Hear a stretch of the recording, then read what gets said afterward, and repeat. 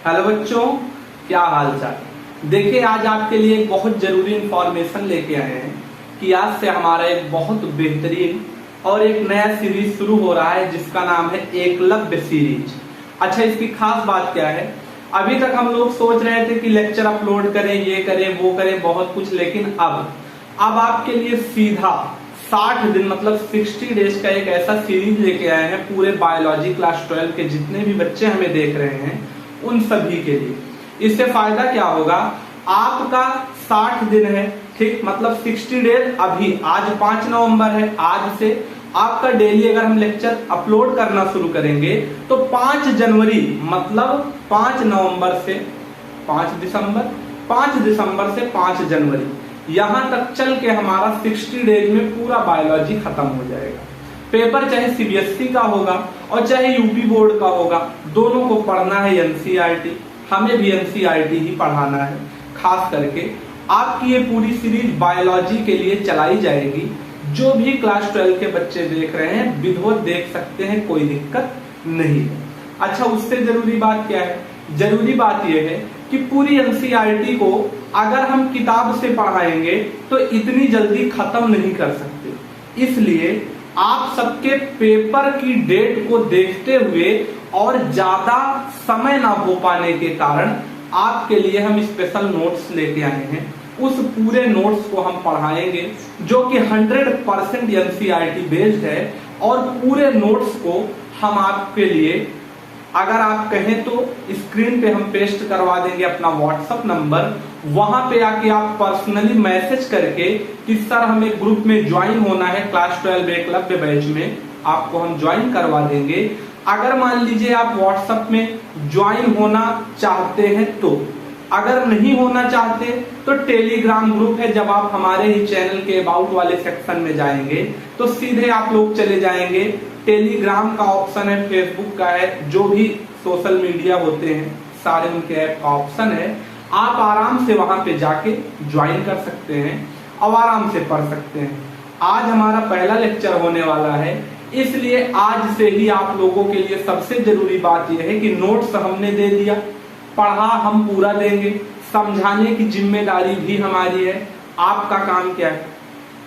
आप चाहे जहां के बच्चे हों, यूपी बोर्ड हो, सीबीएसई हो, एमपी हो, या इंडिया में बहुत सारे स्टेट हैं, आप कहीं से भी बिलोंग करते हो, उससे कोई भी दिक्कत नहीं है अगर आप एनसीईआरटी पढ़ते हैं तो। क्यों? क्योंकि एनसीईआरटी आज के समय में ऑल इंडिया के बोर्ड के बच्चे पढ़ रहे हैं, तो कोई दिक्कत नहीं है। बस मन लगा के पढ़िए। और आज से आपका ये हम नया सीरीज शुरू करते हैं। डेली लेक्चर्स आपको शाम को 5 बजे हमारे चैनल पे अपलोडेड मिलेंगे। तो एक काम ये करिएगा कि जितने भी बच्चे अभी तक बायोलॉजी में उनका बेस कमजोर है या कोई भी दिक्कत है या शुरू ही नहीं किए हैं तो आज शुरू करेंगे और खत्म करवाने तक आपका पूरा लेक्चर, पूरा question answer, MCQ, short, long, model paper जो भी है सब आपके लिए कंप्लीट करवाया जाएगा। तो आइए बच्चों, आपका एक बहुत बेहतरीन टॉपिक शुरू करते हैं। और आज हम लोग स्टार्ट करेंगे अपना एक बहुत अच्छा बायोलॉजी का चैप्टर जिसका नाम है microbes in human welfare. Chapter का क्या नाम है? चैप्टर का हमारे नाम होने वाला है माइक्रोब्स इन ह्यूमन वेलफेयर। अच्छा, इस चैप्टर को हमने स्टार्टिंग में ही क्यों उठा लिया? देखिए, कुछ चैप्टर आपके बायोलॉजी में ऐसे हैं जिनको आपको पढ़ना है और कुछ ऐसे हैं जिनको आपको याद करना है। ये जो आपका चैप्टर है याद करने वाला है मेनली, ठीक। अच्छा देखिए, पूरी लेक्चर, पूरा वीडियो हमारा जो होगा वो 25 से 30 मिनट तक होगा। तो आराम से बैठिए, कॉपी ले लीजिए, नोट्स बनाइए, अपना शुरू करिए, पूरा रिवीजन करिए पढ़ते हुए। चलिए अपनी मोबाइल से हम पूरा नोट्स पीडीएफ बना के ले आए हैं। ये पूरा जो नोट्स है आपका, एक एक पेज आपका, ये पूरा नोट्स आपको टेलीग्राम और व्हाट्सएप पे बिल्कुल 100% फ्री में दे दिया जाएगा। अच्छा देखिए, माइक्रोब्स इन ह्यूमन वेलफेयर जो हमारा चैप्टर है बच्चों, ये एक इस प्रकार का चैप्टर है कि आपकी जो एनसीईआरटी किताब है, जब आप एनसीईआरटी खोलेंगे अपनी, तो उसका यूनिट 3, क्योंकि एनसीईआरटी हमारी टोटल 5 यूनिट में डिवाइड है, तो उसके यूनिट 3 का ये हमारा एक चैप्टर होने वाला है। और उससे भी अच्छी, उससे भी खास बात क्या है, उससे भी खास बात ये है कि आपके एनसीईआरटी में पहले जो 16 चैप्टर थे पूरे, वो कट गए हैं, 13 ही बचे हैं। उन 13 चैप्टर का आपके एनसीईआरटी का करंट में चैप्टर 8 है। ये है भैया चैप्टर 08। ठीक, अच्छा, एक चैप्टर हमारा सर जी कितने लेक्चर में खत्म करेंगे आप? कोशिश रहेगी कि 3 से ज्यादा ना हो पाए, अगर होगा तो 4 में खत्म करेंगे, इसीलिए थोड़ा सा लेंथ लेक्चर का बढ़ा दिए हैं, लेकिन समझाने की पूरी जिम्मेदारी हमारी है। आपके लिए हमने स्क्रीन पे आज मतलब 5 नवंबर को ही जो एक इंफॉर्मेशन वाला पोस्ट अपने चैनल पे शेयर किया है, उसको पेस्ट करवा दिए हैं, आप लोग पढ़ लीजिएगा। पढ़ने के साथ साथ क्या है, उसमें जितने भी हमारे पूरे बैच में फीचर्स दिए जाएंगे और जो भी चीजें हैं वो आपके सामने आ जाएंगी। आप उसको इत्मीनान से वीडियो पॉज करके पढ़िएगा, जिससे आप समझ सके कि आपको इस बैच के अंदर क्या मिलेगा। और सबसे जरूरी बात बच्चों ये है कि प्लीज अपने दोस्तों में भी शेयर करिएगा, अगर आपको वीडियो समझ में आए तो, और ना आए तो कोई बात नहीं है। ठीक, बाकी अब हम इस चैप्टर को शुरू करने चल रहे हैं, पढ़ने चल रहे हैं। आइए शुरू करिए, आप लोग भी कॉपी वॉपी अपना निकाल लीजिए। देखिए, इस चैप्टर को टोटल एनसीईआरटी ने 6 स्टेप में बांटा है। सबसे पहली चीज क्या है, इस चैप्टर का नाम है माइक्रोब्स इन ह्यूमन वेलफेयर। तो इस चैप्टर को 6 भागों में बांटा है। उससे भी पहले एक चीज हमें ये जानना होगा, आपकी स्क्रीन पे हमने पेस्ट करवा दिया है, कह क्या रहा है, कह रही है हमारी NCERT, in chapter 7 you have read that microbes cause a large number of disease in human being. कह रहा है चैप्टर 7 मतलब इसका पिछला वाला जो चैप्टर है उसका नाम है ह्यूमन हेल्थ एंड डिजीज। तो कह रहा है पिछले chapter human health and disease में हमने ये पढ़ लिया है कि हमें जो भी जीव जंतु है, वायरस है, बैक्टीरिया है, फंगाई है, और भी जो चीजें हैं, उनसे जो जो बीमारियां हमारे बॉडी में होती हैं, उन सबको तो हमने पढ़ लिया, उनको हमने देख लिया, हमने समझ लिया, हर एक चीज हमने कंप्लीट कर लिया। लेकिन इस चैप्टर में हमको क्या पढ़ना है, इस चैप्टर में हमको मेनली पढ़ना है क्या, लेकिन इस चैप्टर में एनसीईआरटी कहती है several microbes are useful to man diverse way. कुछ ऐसे भी माइक्रो ऑर्गेनिज्म हैं जो हमें बीमारी ही नहीं फैलाते, बल्कि हमारे निजी जिंदगी में बहुत अच्छे तरीके से काम आते हैं, काम करते हैं, हमारी हेल्प करते हैं, हमारी मदद करते हैं, और बहुत अच्छे तरीके से हमारा ध्यान और ख्याल भी रखते हैं। उसके बाद एनसीईआरटी की लाइन क्या कहती है, Some of the most important contribution of microbes to human welfare are discussed in the chapter। तो हमें ये चीज जरूर ध्यान रखना होगा, यहीं पे आप अपना पहला पॉइंट इस चैप्टर का डालेंगे। पहला पॉइंट डालेंगे कि ओनली, लिखते चलिए, only good microbes are discuss in this chapter. इस चैप्टर के अंदर भैया सिर्फ जरूरी माइक्रो ऑर्गेनिज्म के बारे में पढ़ना है।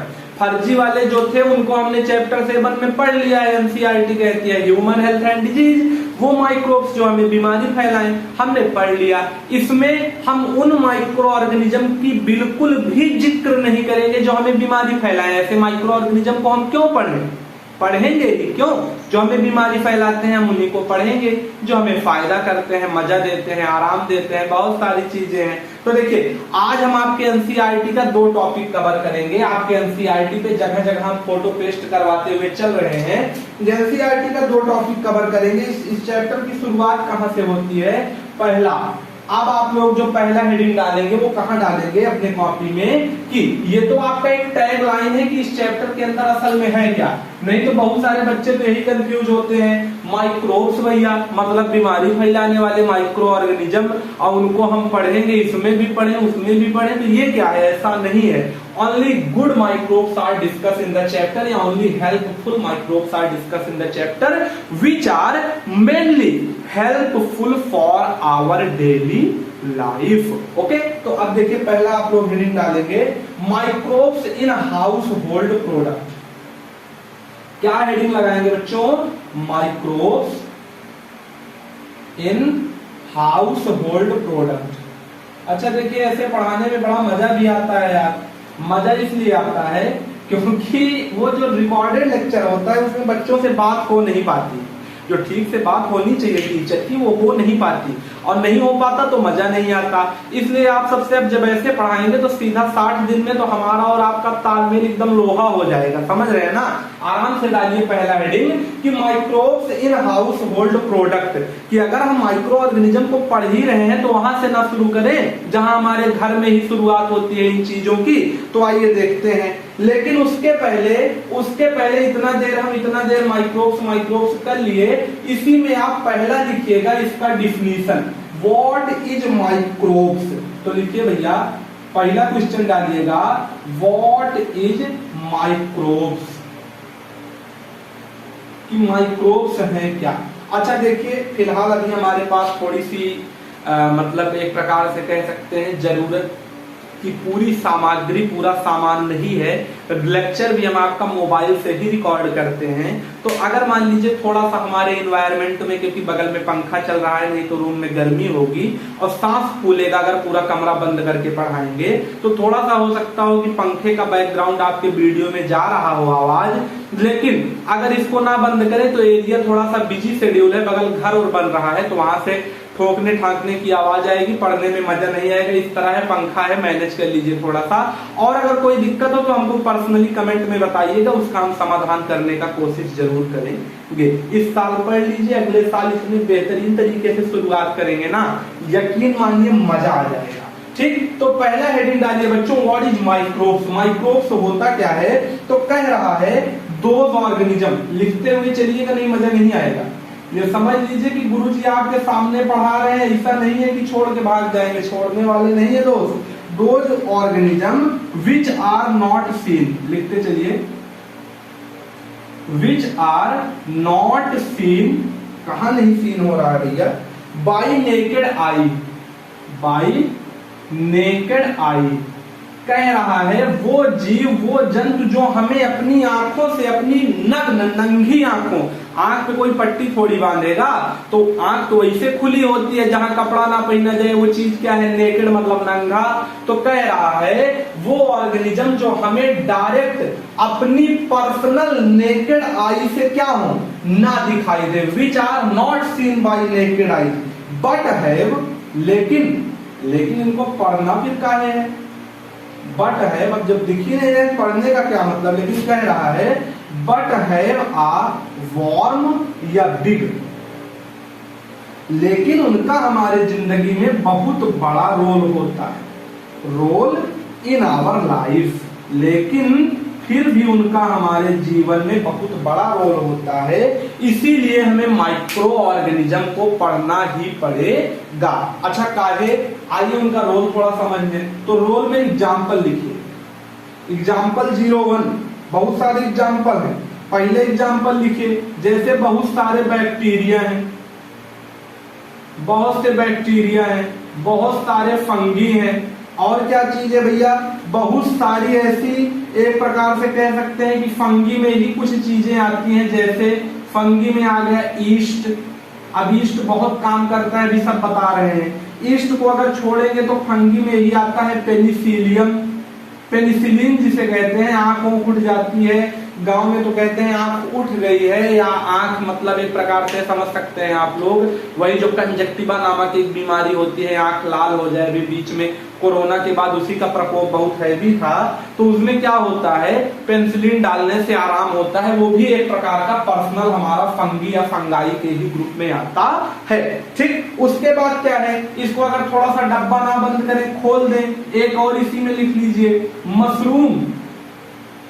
फिलहाल मशरूम हम नहीं लिख सकते, ये गलती ना करिएगा, अगर हमसे ये गलती हो जाती तो पेपर में आपका नंबर कट जाता। क्यों, है तो फंगी, इसीलिए इसको लिखवाए गलत नहीं लिखवाए कि हमको भूल गए थे, इसलिए लिखवाए हैं क्योंकि एकमात्र फंगी, पेपर में क्वेश्चन आता है, एकमात्र फंगी वो कौन सा है जो हम खा सकते हैं, यही मशरूम। हिंदी में भी बोले क्या, अब रहने दीजिए, नहीं छोड़िए, मशरूम वही आप जानते हैं, कुत्ता वाला कंडीशन है। ठीक, अच्छा उसके बाद क्या है, हमारा जो माइक्रोब्स ह्यूमन वेलफेयर है, इसको दो भाग में बांटा गया है। पहला बांटा गया है भैया माइक्रो ऑर्गेनिज्म में, माइक्रो ऑर्गेनिज्म, ठीक, माइक्रो प्लस ऑर्गेनिज्म। और दूसरा हमारा है macro, MACRO, macro plus organism. अच्छा, पढ़ने में अगर ना मजा आ रहा हो तो थोड़ा नाच वोच के दिखाएं क्या, नाचते फिलहाल हम नहीं है, पढ़ाने ही आए हैं, तो मन लगा के पढ़िएगा, ठीक, मस्ती ना करिएगा।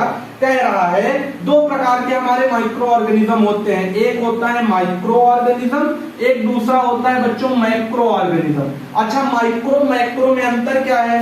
माइक्रो का मतलब होता है 10 टू पावर -6, 10 टू पावर -6, मतलब वो जीव जो हमें अपनी आंखों से नहीं दिखते उन्हें हम कहते हैं माइक्रो ऑर्गेनिज्म। इसीलिए तो इसमें लिखवा है what is microbes, micro organism कहिए चाहे माइक्रोब्स कह दीजिए, दोनों एक ही चीज है। वो जीव जो सीधा हमें अपनी आंख से ना दिखे वो है माइक्रो ऑर्गेनिज्म। जैसे एग्जांपल यहां हो गया बैक्टीरिया, फंगी, पेनिसिलियम, ETC। अच्छा, दूसरा चीज क्या है? मैक्रो, मैक्रो मतलब होता है वो जीव जो हमें आसानी से, इजली, इजली माने खुजली नहीं, इजली, इजली, इजली हमें नेकेड आई से सीन हो जाए, दिख जाए, उन्हें हम लोग कहते हैं मैक्रो ऑर्गेनिज्म। ये सब छोटी छोटी चीज है, बड़ी बड़ी काम आती है, याद रखना। आपका काम है पढ़ा तो हम रहे ही हैं भैया, कोई दिक्कत नहीं है। अच्छा, इसमें कह रहा है माइक्रो ऑर्गेनिज्म में 5 टोटल हमारा 5 किंगडम होता है, मोनेरा, प्रोटिस्टा, उसके बाद में होता है फंगाई, फिर प्लांटी, फिर एनिमलिया। तो मोनेरा, प्रोटिस्टा और फंगाई शुरुआत के जो तीनों किंगडम हैं, मतलब 5 में से जो 3 किंगडम है हमारे भैया, 5 किंगडम में स्टार्टिंग के जो 3 किंगडम है, 3 किंगडम कौन कौन से हैं? पहला है मोनेरा, दूसरा है भैया प्रोटिस्टा, तीसरा हमारा होता है फंगी, फंगी। ये तीनों जो हमारे हैं किंगडम, ये तीनों माइक्रो ऑर्गेनिज्म से भरे हुए हैं। 5 में 3 भरा हुआ है, मतलब माइक्रो ऑर्गेनिज्म इतने हैं कि बस दिखते ही नहीं, और हमारे इर्द गिर्द बहुत सारे माइक्रो ऑर्गेनिज्म है, इतने हैं, इतने हैं, इतने हैं कि हम क्या बताएं। उसी में तो कोरोना भी था जो सबको निपटाया था अभी जल्द में ही, ठीक। तो इसी में पूरा होता है मोनेरा, प्रोटिस्टा और फंगाई, इन्हीं में आते हैं। अच्छा, अमीबा किसका एग्जाम्पल है? तो अमीबा प्रोटिस्टा में आएगा, मोनेरा में नहीं आएगा, ठीक। बहुत अच्छी बात है सर जी, ऐसे ही पढ़ाइए। तो हम लोग तो टॉपर करते तो करवाने तो आए ही हैं, पढ़ाएंगे तो है ही, चाहे जो हो जाए, ठीक। अच्छा, उसके बाद देखिए मोनेरा में अब थोड़ा बहुत एग्जांपल जो है आप लोग नोट्स से पढ़ लीजिएगा, नहीं वीडियो लेंथी हो जाएगी ना। देखिए वीडियो में चल रही है कि बंद हो गई? चल रही है। तो देखिए भैया, कह रहा है कि एक प्रकार से क्या कह रहा है कि मोनेरा का एग्जाम्पल क्या होता है? इकोलाई बैक्टीरिया, मोनेरा का एग्जाम्पल इकोलाई होता है। कॉलरा, कॉलरा मतलब विब्रियो कॉलरा, ये वही है क्या? ये एक प्रकार का वही बैक्टीरिया है कि वायरस है?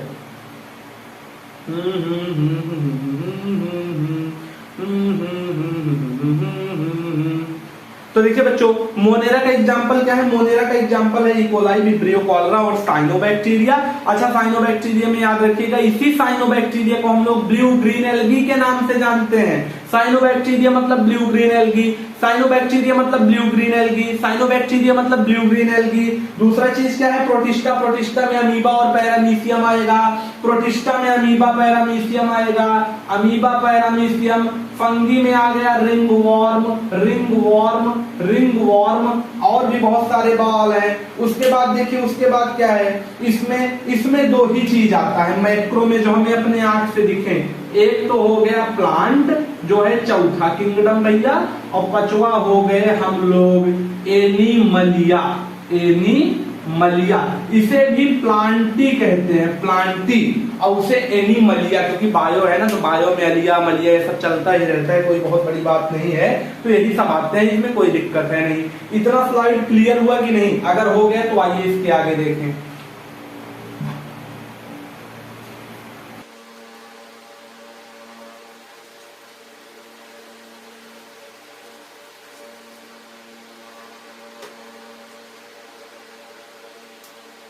फिर देखिए बच्चों, अभी तक हम बात क्या कर रहे हैं, हम बात कर रहे हैं भैया पहले चीज की जिसका क्या नाम है, microbes in household product, मतलब घर में यूज होने वाले माइक्रोब्स, कि हम कुछ ऐसे भी माइक्रो ऑर्गेनिज्म हैं जिनको अपने घर में यूज कर लेते हैं लेकिन हमको पता ही नहीं है। हमारे घर में रोज यूज हो रहे हैं सुबह शाम, हमें इनके बारे में बेचारे पता ही नहीं है। पहला चीज देखिए, सबसे पहला क्या है, सबसे पहला हम लोग क्या करते हैं, हम लोग बनाते हैं दही, मतलब कर्ड, कर्ड बनाते हैं अपने घर में। क्या करते हैं हम लोग, बनाते हैं दही। दही बनाते किससे हैं, दही हम लोग बनाते हैं LAB, मतलब लैक्टिक एसिड बैक्टीरिया या लैक्टोबैसिलस बैक्टीरिया। L से लैक्टिक, A से एसिड, B से बैक्टीरिया। अच्छा, ये काम क्या करता है, ये काम कुछ नहीं करता। दही बनाने के लिए हमें करना क्या पड़ता है, तो पहले तो इसका नाम लिख लीजिए। दही बनाने में यूज होता है लैक्टोबैसिलस बैक्टीरिया, पूरा नाम लिख लीजिए। नहीं आप लोग कहेंगे कि भैया मास्टर साहब शॉर्ट फॉर्म में निपटा देंगे क्या। दूसरा चीज देखिए, बनता कैसा है, इसका फर्मेंटेशन कैसा है। तो हम लेते हैं मिल्क, हमारे घर में मिल्क आता है भैया, रोज रोज दूध वाले दादा देने आते हैं। ठीक, मिल्क जो होता है उसका काम क्या होता है, उसका काम कुछ नहीं होता, उसमें पाया जाता है एक प्रकार का प्रोटीन। दूध में होता है एक प्रकार का प्रोटीन जिसका नाम होता है कैसीन, CASINE। इसी कैसीन प्रोटीन में मम्मी लोग घर में क्या करती हैं, रात में जब दही जमाना है तो क्या करेंगे, एक चम्मच दही ले लेंगी, वही दूध में डाल देंगी, सुबह वही दूध पूरा फट के दही बन जाएगा। ये होता कैसे है, वही जो दही ली है जिसे हम लोग कहते हैं इनोकुलम, एक चम्मचवा में, या कहते हैं स्टार्टर। स्टार्टर शुद्ध भाषा में हमारे घर में कहते हैं जावन। क्या कहते हैं, जावन। एक चम्मच जावन ले लेंगी, अब उसको डाल देंगी तो क्या होगा, ये जो स्टार्टर इनोकुलम है इसमें और कुछ नहीं है, वही दही में पाए जाने वाले लैक्टिक एसिड बैक्टीरिया भर भर के डाले गए हैं। आइए अब जाएंगे पूरे मिल्क में और मिल्क के प्रोटीन को खुद खा लेंगे। अब जब खा लेंगे, प्रोटीन खत्म हो गया मिल्क से, जितना मिल्क था सब फट गया, बन गया दही। यही होता है और कुछ होता नहीं।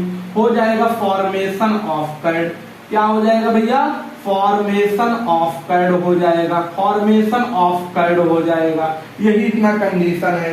दूसरा देखिए, दूसरा कुछ नहीं होता है, क्वेश्चन आता है हमेशा कि कर्ड में कौन सा विटामिन पाया जाता है, तो बता दीजिएगा विटामिन कौन सा। आप लोग थोड़ा तुक्का लगाइए, विटामिन B12 कर्ड में पाया जाने वाला विटामिन B12 हर साल MCQ में क्वेश्चन आता ही है, फिर आएगा, जरूर आएगा, क्योंकि हम पढ़ा रहे हैं ना। उसके बाद देखिए, उसके बाद अगला क्या है, इंपॉर्टेंट चीज। चीज जानते हो ना, पनीर। 3 प्रकार के, अगला हेडिंग ये पहला था। दूसरा इंपॉर्टेंट चीज, ऐसे लिखिए भैया, इंपॉर्टेंट चीज। कुछ चीज को हिंदी में कहते हैं पनीर। क्या कहते हैं, पनीर। अच्छा, कुछ इंपॉर्टेंट चीज है, चीज का यूज क्या होता है, आइए बताते हैं। देखिए, पहला होता है स्विच चीज, लिखते चलिए और कुछ करिए और ये ना। पहला होता है, 3 प्रकार का चीज होता है पनीर, जो जाते हो खा के चले आते हो, उसका टाइप तो इसे पता लगा लो मालिक। पहला है स्विच चीज, इसमें बहुत बड़े बड़े होल होते हैं। पनीर में गड्ढा, हाँ भैया, लार्ज होल। अच्छा, दूसरा चीज क्या है, उसके बाद में लिखा है कि ये बहुत हार्ड होता है, मतलब इतना हार्ड कि पत्थर उत्थर ना समझिए, लेकिन थोड़ा बहुत हार्ड होगा क्योंकि पनीर है। ये बनता है बैक्टीरिया से, इसको बनाता है बैक्टीरिया। और बैक्टीरिया का नाम क्या है, बैक्टीरिया का नाम है, इसे लिख लीजिए, थोड़ा सा हम नीचे ऊपर करके लिख दे रहे हैं, प्रोपिओनाई। प्रोपिओनाई बैक्टीरियम, बैक्टीरियम। और उसके आगे क्या लिखा है भैया, सरमनाई, SHARMANI। प्रोपिओनाई सरमनाई, क्या नाम है, प्रोपिओनाई सरमनाई। क्या नाम है, प्रोपिओनाई सरमनाई। अगर लास्ट में ना दिख रहा हो तो स्पेलिंग बता देते हैं, SHARMANI। ठीक, उसके बाद देखिए, इसका हो गया पहला। दूसरा प्रकार का जो चीज पाया जाता है, दूसरे का नाम होता है रॉकफोर्ड चीज। रॉकफोर्ड चीज। अच्छा, रॉकफोर्ड चीज का क्या कंडीशन है, रॉकफोर्ड चीज में और ज्यादा कुछ नहीं होता है। रॉकफोर्ड चीज में सिर्फ यही होगा भैया कि ये होता है मीडियम हार्ड। क्या होता है, मीडियम हार्ड, मतलब उससे थोड़ा सा कम हार्ड रहेगा, मोटा रहेगा और ज्यादा कुछ नहीं होगा। और लास्ट में क्या होगा, इसका जो टेक्सचर मतलब होता है कैसा, तो मीडियम हार्ड है। अच्छा, दूसरा पॉइंट इसके बारे में क्या है, इसको बनाता है एक ईस्ट, उसका नाम क्या है ईस्ट का, उसका नाम है पेनिसिलियम रॉकफर्टाई, ROQUE, उसके बाद क्या है FORTI, पेनिसिलियम रॉकफर्टाई। इस पे ना जाइएगा कि सीधा लिख रहे हैं कि उल्टा, इस पे जाइएगा कि सब लिख दिया जा रहा है, आपको समझ में आना चाहिए। खींच के लिखे वीडियो के साथ, जो होगा देखा जाएगा। दिन भर में कम से कम 100 बार आपको इसका रिवीजन करना है। क्यों? तभी तो नंबर आप बताने चैनल पे आएंगे सर जी 100 में 100 आया है, तो उसके लिए मेहनत आज से शुरू कर दीजिए। ठीक। अच्छा, लास्ट में एक होता है, अगर आपको नीट वूट का परीक्षा देना है तो कैमेम्बाइड चीज जो बनाता है पेनिसिलियम कैम्बाइटाई, लेकिन वो आपके लेवल का नहीं है। आपके यहाँ सिर्फ यही 2 चीज आएगा। पहला है क्या, पूछ लेगा किसमें लार्ज होल होता है, इस चीज में कौन बनाता है, प्रोपियोनाई बैक्टीरियम सरमनाई। दूसरा पूछेगा रॉकफर्ट चीज कैसा होता है, मीडियम हार्ड होता है, कौन बनाता है, पेनिसिलियम रॉकफर्टाई। याद ये रखिएगा, स्विस चीज को बनाने वाला बैक्टीरिया है और रॉकफर्ट चीज को बनाने वाला पेनिसिलिन मतलब ईस्ट होता है। जरूर याद रखिएगा, भूल जाइएगा, हमारी जिम्मेदारी खत्म है भैया उसी जगह पे। उसके बाद देखिए तीसरा, इसको पहले इरेज कर ले, इतना आप लोग लिख लीजिए, जरूर पॉज कर ले।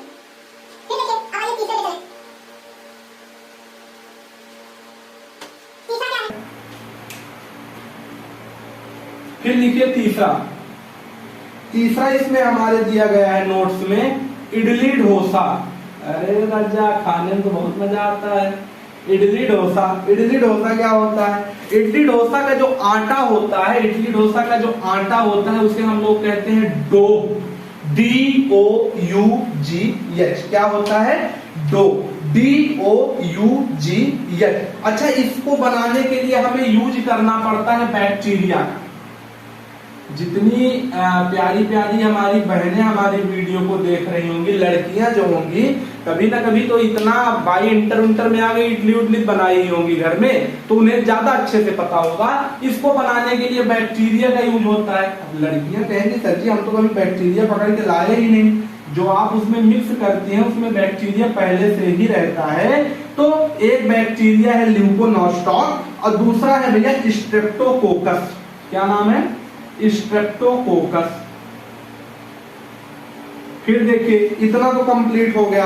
अच्छा, उसके बाद एक चीज और दिया गया, योगर्ट। कौन चीज, योगर्ट। ये क्या है, योगा करवाना है क्या, नहीं योगा नहीं करवाना।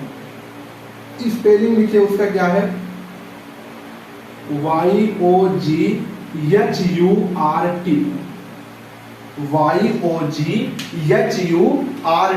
अच्छा, उसके पहले थोड़ा सा आगे बढ़ने पहले एक चीज क्लियर करवा दें, योगर्ट और कुछ नहीं है, एक प्रकार का मक्खन है, कर्ड है।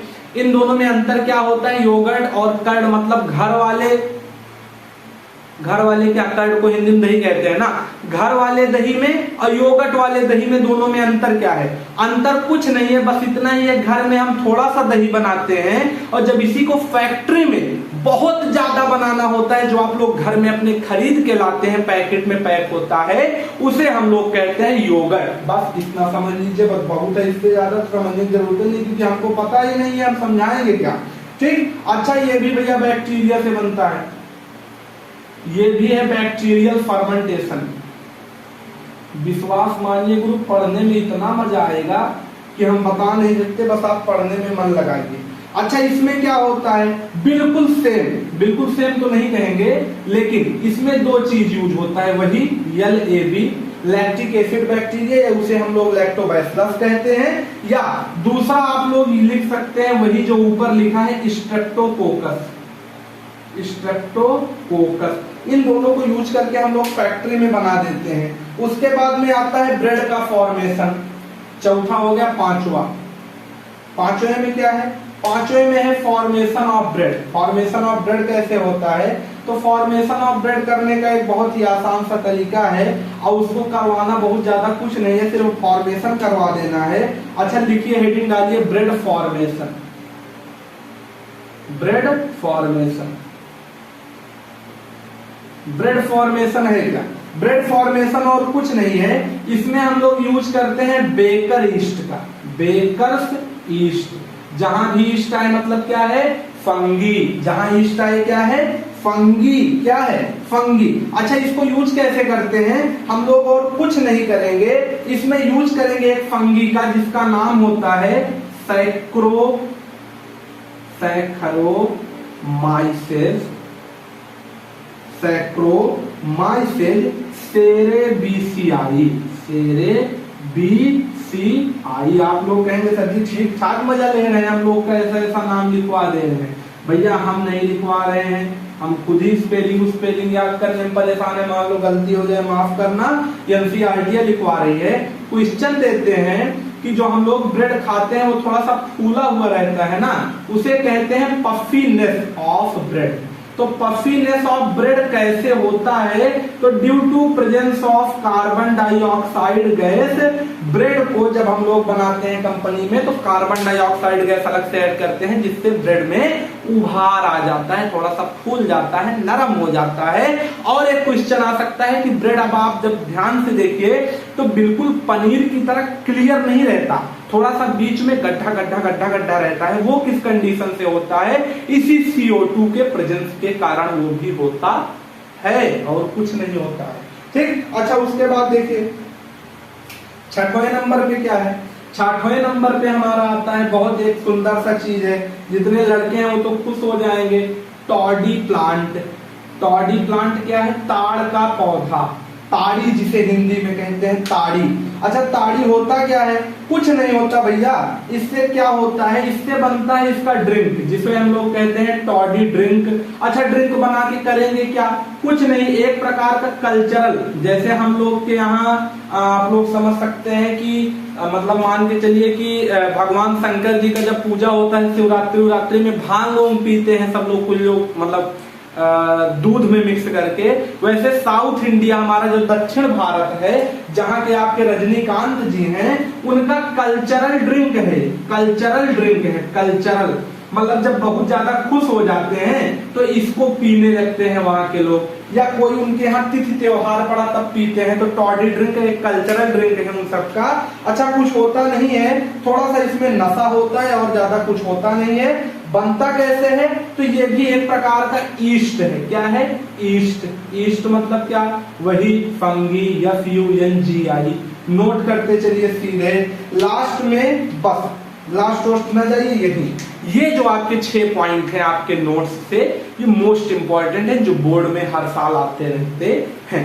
तो सोचे थे बच्चों कि इसका 2 टॉपिक क्लियर करवाएंगे, लेकिन वीडियो का लेंथ थोड़ा सा ज्यादा हो रहा है, इसलिए इस एक टॉपिक को हम कंप्लीट करवा के छोड़ते हैं। इसका नेक्स्ट लेक्चर आपको कल शाम को मिलेगा, कोई दिक्कत नहीं, एक दिन का गैप नहीं होने देंगे। हमारी जिम्मेदारी है, आपको जिम्मेदारी के साथ पढ़ना होगा। अगर आप पूरी वीडियो देखेंगे पक्का समझ में आएगा।